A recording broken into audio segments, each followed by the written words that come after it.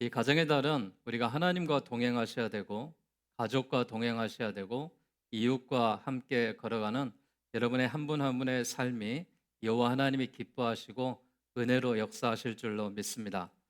내가 하나님의 자녀가 된 것은 주님의 놀라운 은혜이고 축복입니다. 오늘 내가 이 자리에 함께한 것도 하나님께서 길을 예비하시고 함께하시고 인도하셨기 때문에 우리 한 사람 한 사람이 이 자리에 있는 줄로 믿습니다. 지금 우리 옆 사람과 한번 축복하며 인사할 때 당신의 모습이 아름답습니다. 한번 인사하겠습니다. 당신의 모습이 아름답습니다. 여러분의 모습이 오늘 아름다우신 것 같습니다. 다른 날도 아름답지만은 주님을 향하여 예배하러 오는 이 자리가 아름다운 축복의 자리인 줄로 믿습니다. 세상에 누군가와 동행한다라는 것보다 더 기쁜 일은 없습니다. 동행이 무슨 뜻인가요? 동행은 같이 길을 함께 걸어가는 사람을 의미할 때 동행이다라는 말하죠. 우리를 지키는 주님과 동행하시고 사랑하는 가족과 동행하시고 또 어려운 이웃과 동행하시고 우리가 함께 살아가는 직장의 동료들 또 만나는 사람들과 우리가 함께 동행하며 살아갑니다. 그러나 주님을 믿고 성도로서 삶을 선택하며 은혜의 보좌로 나아가는 여러분들이 성도와 함께 동행한다는 것보다 더 기쁨과 충만함이 없을 줄로 믿습니다. 우리 옆 사람에 있는 이 한 사람 한 사람이 귀한 성도의 모습이고 또한 우리와 동역하며 동행하는 그리스도인들입니다. 여러분 한 사람 한 사람에게 이런 은혜가 있기를 주의 이름으로 기원합니다. 우리가 나아갈 길이 예수님과 동행하는 삶이 되기를 바랍니다. 세례 요한이 요단강에서 세례를 베풀고 있을 때 예수님이 세례 요한을 찾습니다. 그때 세례 요한은 예수님을 보고 뭐라고 하느냐? 보라, 세상 죄를 지고 가는 하나님의 어린 양이다 라고 말했습니다. 예수님은 세상 사람들의 죄를 지고 십자가에 죽기 위해 세상에 오셨습니다. 예수님께서 세례받기를 원하셨고 요한은 극구 사양했죠. 그러나 예수님께서 이제 허락하라. 우리가 이와 같이 하여 모든 의를 이루는 것이 합당하니라 라고 말씀하셨습니다. 요한은 말씀에 순종하여 예수님께 세례를 베풀었습니다. 예수님께서 세례를 받으시고 물에서 올라오실 때 성령이 비둘기같이 하늘에서 내려와 그 위에 머물렀습니다. 예수님께서 세례를 받으신 후에 세례 요한의 제자인 시몬 베드로와 그의 형제 안드레를 제자로 삼으셨습니다. 이튿날 예수님께서 갈릴리로 나가시다가 빌립을 만나 뭐라고 말씀하십니까? 나를 따르라 라고 말씀하며 동행을 의미합니다. 안드레와 베드로의 동네 사람인 빌립이 예수님의 말씀을 듣고 제자가 되기로 합니다. 그때 빌립은 순간 친구 나다나엘이 떠올랐습니다. 빌립은 친구 나다나엘을 찾아가 주심을 알려주었고 예수님과 나다나엘이 만남을 주선했습니다. 그들의 대화에서 예수님의 정체가 드러나는데요. 이는 예수님을 바로 알고 믿도록 이끄는 말씀이었습니다. 예수님은 참으로 인류를 구원하실 참 선지자이심을 믿으시기를 바라겠습니다. 빌립이 나다나엘에게 모세의 율법에 기록된 예수, 곧 선지자를 소개하는데 나다나엘은 나사렛에서 무슨 선한 것이 날 수 있느냐 이렇게 반문합니다. 그때 친구 빌립은 나다나에게 이렇게 이야기하죠. 와서 보라. 네가 예수를 만나 보아라. 이 정말 나사렛에서 선한 것이 날 수 있느냐라고 말하는 것이 아니라 하나님이 보내신 하나님의 구세주다라는 것을 증거하고 있습니다. 와서 보라는 말은 결코 어려운 말이 아니죠. 이 말에는 한 사람의 생명을 구원할 뿐 아니라 지구촌을 변화시키는 놀라운 힘이 깃들어 있습니다. 기적은 늘 평범한 데서 이루어지는 것이고 또한 우리가 믿음으로 나아갈 때 하나님이 역사하실 줄로 믿습니다. 여러분의 삶에 어떤 기적이 베풀어지기를 원하십니까? 여러분의 어떤 삶이 펼쳐지기를 원하십니까? 예배하는 여러분들이 하나님의 축복을 받고 풍성하게 받아서 우리가 부자가 되는 것도 좋고 건강하고 행복하게 사는 것도 좋지만은 우리가 기적과 같은 일, 이 일은 내가 예수님을 믿고 구원받는 은혜가 기적 같은 일이다라는 것을 믿으시기를 바랍니다. 예수님을 믿는 자는 천국에 갈 수 있습니다. 그 예수님을 믿는 자는 어떤 공로나 돈으로 살아가는 것이 아니라 예수님을 나의 마음에 영접하고 믿기만 하면 주님이 우리를 천국으로 인도해 주실 줄로 믿습니다. 와서 보라, 예수님께서 처음으로 사용하신 전도의 방법입니다. 이 자리에 오셔서 예배하는 많은 사람들을 보십시오. 나만 예배하는 것이 아니라 이 땅에서 삶에 태어나면서부터 예배하는 자도 있고 20년, 30년 신앙생활하는 사람도 있고 오늘 처음 오신 분도 있을 것입니다. 그러나 여러분, 우리가 오늘 오셨든지 20년, 30년을 믿었든지 내가 태어나면서부터 믿었든지 그 믿음은 하나입니다. 그리고 그 시기가 중요하지 않습니다. 오늘이 가장 빠른 날입니다. 오늘 예배하러 여러분 오셨기에 하나님이 주시는 말씀으로 인하여서 이 자리에 예수 그리스도를 영접하고 믿음으로 살아간다면 오늘부터 우리가 하나님의 자녀로 삶을 살아갈 수가 있습니다. 빌립이 나다나엘에게 보라 라고 말했던 것처럼 기독교는 보여주는 종교입니다. 성도는 진실한 삶을 보여주셔야 되고 사람들은 우리의 말을 듣고 믿는 것이 아니라 우리의 행동을 보고 믿고 따라야 됩니다. 세상에 많은 그리스도인들이 있는데 저 사람 때문에 내가 교회 안 가 그렇게 말한 사람이 참 많습니다. 그리스도인들이 바르게 살아야 되는데 그렇지 못하기 때문에 그렇습니다. 정치인들이 바르게 정치를 해야 되는데 그렇게 하지 못. 사업가들이 바로 사업을 해야 되는데 그리스도인들이 그렇게 하지 못합니다. 그러나 여러분, 우리의 신앙은 사람을 보고 하는 것이 아닙니다. 우리의 신앙은 하나님을 바라보고 하나님 앞에 예배하며 나아가는 것입니다. 오늘 예배하는 여러분들이 세상과 사람을 보지 마시고 주님을 바라보시고 예수님과 함께 동행하는 그리스도인의 삶이 되시기를 주님의 이름으로 축복합니다. 오늘 예수님과 동행한 사람 몇 사람을 소개하려고 합니다.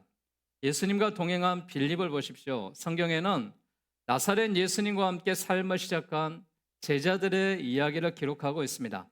안드레라는 제자는요, 자신의 형 시몬에게 우리가 메시아를 만났어.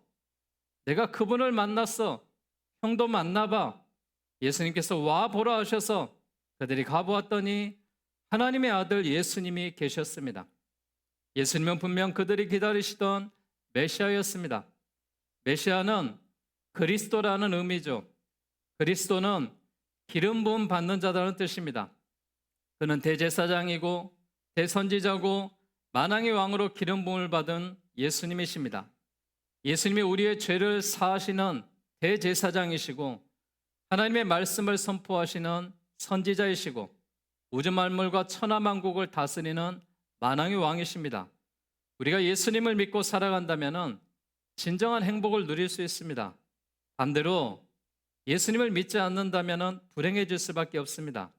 우리 모두는 가장 가까운 사람에게 복음을 전해야 됩니다.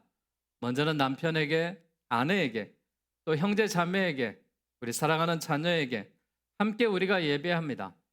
이 자리에 가족 단위로 오신 분들이 참 많습니다. 가족 단위로 함께 예배하며 또한 함께 교제하며 또한 함께 식사하며 함께 은혜를 나누는 거 하나님이 얼마나 기뻐하시겠습니까?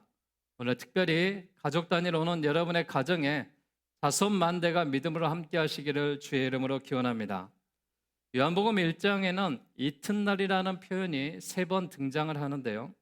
복음 전파에 단 하루의 여유도 주지 않으셨고 전도는 즉시 시작돼야 된다는 것을 말하고 있습니다. 얼마나 중요한 일인지 세상에서 가장 먼저 해야 될 일이 무엇이냐? 복음을 전하는 일입니다. 예수님을 믿어야 천국 간다라는 것이 복음의 진리입니다. 이튿날 예수님은 갈릴리로 가시어서 빌립을 만나셨습니다. 그리고 빌립에게 나를 따르라라고 하시자 빌립이 순종하고 따랐습니다. 이는 놀라운 순종이었습니다. 예수님의 말씀에 무조건적으로 따랐고 그럴 만한 이유가 있었습니다. 먼저 예수님의 말씀에는 강력한 권위가 있었고 안드레아 베드로처럼 자신의 동네 사람들이 이미 예수님을 믿고 있었기 때문입니다. 세상에 그 무엇보다도 여러분 가장 먼저 해야 될 일이 무엇이겠습니까? 세상에서 가장 먼저 해야 될 일은 영혼을 구하는 일입니다. 이웃을 전도하기 위해서는 평소에 믿을 수 있는 사람이 되어야 되고 부드럽고 상냥한 태도, 정직한 생활, 이웃을 배려하는 마음과 친절, 예의를 갖추어야 됩니다. 우리 교회 오시는 많은 분들이 제가 물어봅니다. 교회 오시면 첫 인상이 어떻습니까? 교회에서 들어오시는 예배의 그 상황 가운데 어떤 은혜를 받으셨습니까? 이런 질문들을 하면은 자기를 처음 봤는데도 이렇게 인사해주고 환영해주는 것이 너무 감사했다라고 말씀들을 하십니다. 사랑하는 여러분, 이곳에 모인 사람들은 각자의 삶을 살고 또한 다른 직업을 갖고 다른 가정에서 살고 있습니다. 그러나 우리가 교회에 모여서 함께 예배하는 이 자리가 주님이 동행하시는 그런 은혜의 자리고 축복의 자리인 줄로 믿습니다. 우리가 함께 인사하고 함께 사랑하고 함께 교제하며 아픔이 있다면 회복하시고 두려움이 있다면 두려움을 물리치시고 서로가 내 마음이 아니라 서로의 마음을 배려하는 그런 그리스도의 모습으로 예수님과 동행했던 빌립의 마음이 우리 모두의 마음이 될 수 있기를 주의 이름으로 축복합니다. 두 번째 사람은 빌립이 소개했던 나다나엘입니다. 빌립은 예수님을 만나 깊은 감동을 받았죠. 그의 마음속에 떠오른 또 다른 인물이 있었습니다. 매일 나라와 민족을 위해서 무화과 나무 아래서 기도하던 나다나엘이었습니다. 빌립은 나다나엘에게 다가가서 예수님처럼 와서 보라, 친구야, 네가 한번 와서 봐라라고 권합니다. 놀랍게도 이성적이고 따지기 좋아했던 나다나엘은 순식간에 마음을 바꾸어 예수님께 나아갑니다. 역시 전도에는 예수님의 방법이 최고죠. 예수님을 나다나엘을 알아보시고 47절에 뭐라고 말씀하시느냐? 이렇게 말씀하십니다. 보라, 이는 참으로 간사함이 없는 이스라엘 사람이로다. 이때 나다나엘이 진정 이스라엘 사람이고 거짓이 없고 순수한 믿음을 지닌 사람임을 의미하는 것을 말할 때 나다나엘은 놀랐습니다. 그리고 성경에 나오는 나다나엘을 본받아 순수하고 거짓이 없는 진실한 믿음으로써 그가 삶을 살아가고 있는데 예수님이 그를 알아봐 주셨다는 것에 대해서 그는 감동을 받을 수밖에 없겠죠. 우리는 세상의 유혹을 따르지 않고 오직 진실한 믿음을 본받아 신앙생활을 할 때 하나님의 축복을 받게 될 줄로 믿습니다. 누가 예수님의 복음을 증언하고 전도할 수가 있겠습니까? 누가 예수님처럼 우리가 삶을 살아갈 수가 있겠습니까? 참된 이스라엘 사람이고 거짓이 없는 성도고 감교하지 않는 성도고 진실한 믿음으로 살아가는 성도겠죠. 그러나 우리는 불안한 인생들입니다. 우리는 그렇게 완벽하게 살 수 없습니다. 주님은 의인을 부르러 오신 것이 아닙니다. 주님은 나 같은 죄인을 부르러 오셨습니다. 나같이 부족한 사람을 부르러 오셨고 나같이 못난 인생이어도 주님이 선택해 주시고 주님을 만나게 하시고 내 죄를 사하여 주시고 내 안에 들어오셔서 이제 네가 죄인이 아니라 의인이다라고 말씀하십니다. 하나님의 자녀다라고 말씀하셨습니다. 여러분 마음속에 있는 죄와 악과 질병과 모든 불안과 요소들이 예수의 이름으로 떠나가시고 예수님과 함께할 때 모든 것이 회복될 수 있기를 주의 이름으로 축복합니다. 나다나엘이요, 어떻게 저를 아십니까? 예수님이 빌립이 너를 부르기 전에 네가 무화과 나무에서 나라와 민족을 위해서 기도하는 것을 내가 들었고 보았다. 나다나엘 랍비요, 당신은 하나님의 아들이시오 이스라엘의 임금이십니다라고 고백했습니다. 우리가 보이지 않는 하나님 앞에 기도할 때 하나님이 듣고 계신다라는 사실입니다. 우리가 믿음으로 살아갈 때 이런 놀라운 은혜가 우리 가운데 함께해야 될 줄로 믿습니다. 사람은 죽고 나면은요, 누구나 다 장례를 치르죠. 사람은 죽고 나면은 천국과 지옥으로 갈라지게 되어 있습니다.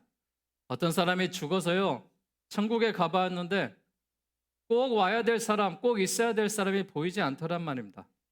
반대로 저 사람은 절대 못 올 것 같았는데 그 사람이 천국에 앉아 있더랍니다. 다른 사람의 신앙을 우리가 함부로 평가하고 판단해서는 안 됩니다. 오직 하나님만이 아십니다. 신앙은 누가 대신해 주는 것이 아닙니다. 내가 하나님을 믿을 때 그 믿음으로 나아가는 길이 천국입니다. 내가 하나님을 믿지 않는다면은 우리는 결코 천국에 갈 수 없습니다. 신앙은 대신해 주는 것이 아닙니다. 내가 내 마음으로 믿고 내 마음으로 영접해야지만이 하나님의 자녀로 우리가 살아갈 수가 있는 것입니다. 여러분, 예수님의 복음 전파 여정을 한번 봐보세요. 예수님이 누구에게 처음 복음을 들었습니까? 요한에게 복음을 전했습니다. 그러자 요한은 그 형제 안드레 시몬에게 복음을 전해줬던 것을 알 수가 있습니다. 예수님이 빌립을 불러서 복음을 전하자 빌립은 그의 친구 나다나에게 전했고, 나다나엘은 많은 사람들에게 복음을 이어서 전했던 것을 볼 수가 있습니다. 여러분, 복음은 내가 들으면서 그걸로 끝나는 것이 아닙니다. 내가 믿어보니, 내가 예수님을 영접하고 보니 내가 천국의 백성으로서 삶의 평안과 소망을 가지고 살 수 있어. 너도 믿어봐라고 말하는 것이 전도입니다. 어느 누군지 복음의 길로 나아갈 수가 있습니다. 사랑하는 여러분, 여러분의 이웃들, 사랑하는 가족들 먼저 여러분이 믿는 예수님을 전하며 나다나엘과 같은 큰 축복이 우리에게 임할 수 있기를 주의 이름으로 기원합니다. 그리고 이들에게는요, 주님이 50절에 이렇게 말씀하십니다. 이보다 더 큰 일을 보리라. 사랑하는 여러분, 우리가 이보다 더 큰 일을 볼 수가 있습니다. 더 큰 일이 무엇일까요? 51절에 말하고 있습니다. 하늘이 열리고 하나님의 사자들이 인자 위에 오르락내리락 하는 것을 네가 보리라라고 말했습니다. 이보다 더 큰 일은 무엇이냐? 세상의 일이 아니라 하늘의 일을 보게 될 것이다 라는 것입니다. 세상의 하늘이 열리는 것보다 더 큰 일이 없습니다. 이는 영적 세계를 말하고 있는 것이죠. 하늘의 비밀은 하늘이 열리지 않으면 알거나 볼 수가 없겠죠. 하나님의 비밀도 마찬가지로 신령한 세계가 열리지 않으면 그 어떤 것도 우리가 볼 수가 없는 것입니다. 우리가 하늘의 비밀을 가리켜서 신묘막측하다라고 말하는데, 하늘의 신비롭고 깊은 비밀까지 온전하게 알게 하신 분이 하나님이십니다. 복음의 모든 비밀은 하늘이 열리려면 비로소 알고 볼 수가 있죠. 만약 하늘이 열리지 않는다면 우리는 율법의 한계에 갇혀 복음의 진정한 의미를 깨달을 수 없을 것입니다. 하늘이 열리는 것은 곧 복음의 능력을 경험하는 것입니다. 이는 복음의 역사, 주님의 역사를 목격하는 것이죠. 이보다 더 큰 일을 보리라. 사랑하는 여러분, 오늘 예배하시는 여러분, 여러분들이 예수님을 믿고 예배하러 나왔사오니 이 자리에서 이보다 더 큰 일을 경험하고 더 큰 일을 만나고 더 큰 일을 체험하시기를 주의 이름으로 축복합니다. 율법의 비늘이 벗겨지고 복음을 온전히 누리며 사는 것이 영적인 축복입니다. 이보다 더 큰 일은 예수님은 뭐라고 말씀하셨냐? 요한복음 2장에서 12장까지 계속해서 중요한 표적들을 말씀하십니다. 가나의 혼인잔치에 가셔서 물이 포도주가 되는 기적을 베푸셨고요. 왕의 신하의 아들의 열병을 치료하셨고요. 베데스다 연못에 38년 된 병자를 치료하셨고, 오병이의 기적과 무리를 걸으시며 소경의 눈을 뜨게 하시고 죽은 나사로를 살리게 하셨습니다. 사랑하는 여러분, 예수님만 믿고 믿음으로 끝나는 것이 아니라 이러한 기적과 같은 일들이 나에게도 일어날 줄로 믿습니다. 모든 저주가 끊기고 하나님의 축복의 통로로 우리의 삶이 열려질 줄로 믿습니다. 이보다 더 큰 일을 보리라.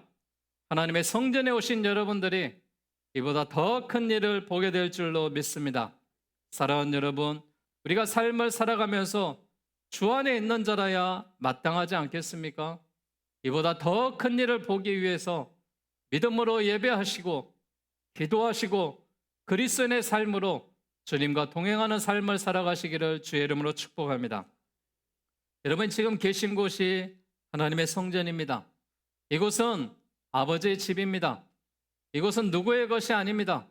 사람의 것이 아니라 주님 나라 오는 그날까지 예배해야 될 예배의 처소로 하나님 이곳에 교회를 세우셨습니다. 우리 교회는 70년 동안 눈물과 또한 정성과 예배로 헌신했던 많은 성도들이 있습니다. 또한 그들이 이 교회를 세워주었고, 우리는 이곳에 와서 그냥 예배하며 값없이 우리가 은혜를 받았습니다. 사랑하는 여러분, 이곳에서 눈물로 기도했던 사람들이 있습니다. 눈물로 헌신했던 사람들이 있습니다. 주님 보시기에 우리도 이 기도의 자리로, 예배의 자리로, 이웃을 섬기는 자리로, 복음을 전하는 자리로, 이 지역을 살려내는 자리로 여러분들 한 사람 한 사람들이 함께해야 될 줄로 믿습니다. 오늘 저는 예수님과 동행하자라고 말씀드렸습니다. 주님과 동행하는 삶을 살기 위해서는 주님과 뜻을 같이 해야 되지 않겠습니까? 우리가 주님의 길과 진리의 생명이 되시고 주님의 뜻을 같이 하십시오. 아모스 3장 3절은 두 사람의 뜻이 같지 않는데 어찌 동행할 수 있겠느냐라고 말했습니다. 우리가 주님을 바라보는 뜻이 같아야 같이 동행해 나갈 수가 있습니다. 우리가 성결해야 됩니다. 사대교회 예에 볼 수 있듯이 주님의 이 옷은 더럽지 않는 자들과 함께한다 그랬습니다. 우리가 육체가 더럽지만은 우리의 심령이 예수의 이름으로 나아갈 때 회개하는 심령마다 성결의 영으로 함께할 줄로 믿습니다. 그리고 여러분, 마지막으로 부탁드리는 것은 사명을 감당하셔야 됩니다. 사람은 사명이 없으면 죽습니다. 사명이 없으면은 우리가 살아갈 힘이 없습니다. 사명은 내가 나아갈 힘입니다. 여호와의 사자가 호렙산 떨기나무 가운데 불꽃 안에서 나타나 내가 너를 바라보고 보내어 내 백성 이스라엘 자손을 애굽에서 인도하여 내게 하리라라는 모세에게 지도자의 사명을 허락하셨을 때 그가 나이 80에 40년 동안이나 이스라엘 백성들을 이끌어 가신 것을 믿습니다. 사랑하는 여러분, 오늘 이 시간에도 나에게 하나님이 허락하셔서 하나님 나에게 성결의 영을 허락하시고 주님의 뜻을 같이 함으로 인하여서 사명을 감당하는 그리스도인이 되게 해달라고 기도하시기를 바랍니다. 사랑하는 여러분, 오늘 우리는 주님과 동행하기 위해서 이 자리에 함께하고 있습니다. 가족들과 동행하기 위해서 이 자리에 함께 예배하고 있습니다. 이웃과 동행하며 성도와 동행하기 위해서 이곳에 함께하고 있습니다. 주님을 바라보고 주님을 예배하는 동행의 길이 아니라면 그 의미가 무엇이겠습니까? 여러분에게 복음을 증거하고 사랑을 베풀어야 될 이유가 무엇이겠습니까? 여러분이 그리스도인이고 예수님을 받아들이기 때문에 우리가 사랑을 전하고 또한 그와 함께하고 동행하는 거 아니겠습니까? 천국 가는 그날까지 한 영혼도 악한 세단이 빼앗기지 마시고 주님과 동행하시고 여러분의 자녀들도 예수님과 함께 동행함으로 인하여서 예수님과 동행하는 복된 삶이 되시고 복된 가정이 되시고 복된 교회들이 되셔서 하나님이 기뻐하시는 그리스도의 사명으로 나아가시기를 주의 이름으로 축원합니다.